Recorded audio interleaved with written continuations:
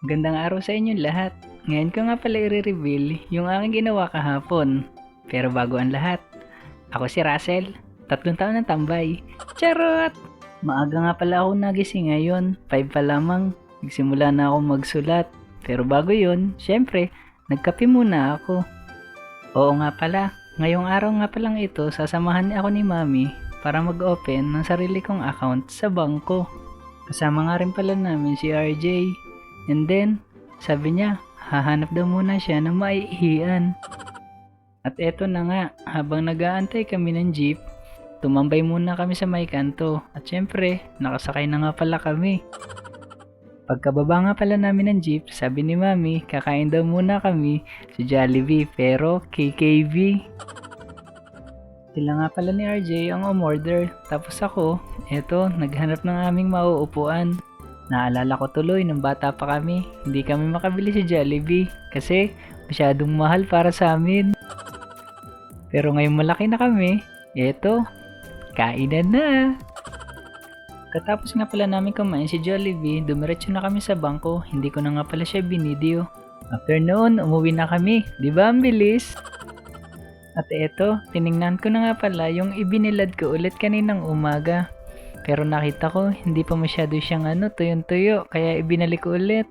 Sobrang inip nga pala ako dyan, kasi ang tagal niya matuyo talaga. Hindi ko maintindihan kung bakit, siguro may mali sa ginawa ko. Kasi yung nakita ko sa Facebook, ang ganda ng texture, ang akin ang pangit. At eto na nga, after 1,000 taon, natuyo ka rin sa wakas.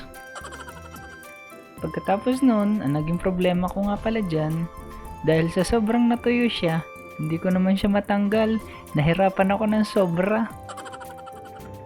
Sabi ko na nga ba may mali sa ginawa ko kaya pangit ang kinalabsan.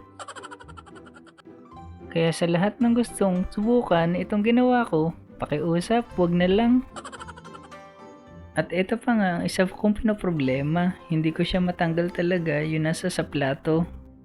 Katapos noon, ito nga lang pala yung nakuha ko doon sa mga ginawa ko. Medyo konti nga lang.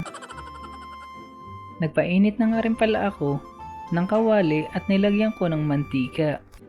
At eto, inilagay ko na nga pala isa-isa yung natuyo na kanin na may malunggay. Huwag kayo nga pala mag-expect na perfecto. Ito nga pala yung original na nakita ko.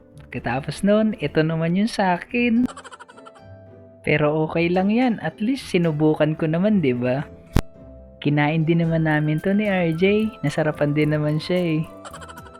Shoutout nga pala muna kay Juliet Limbo. Muli, ako si Russell, 3 taon ng tambay. Charot!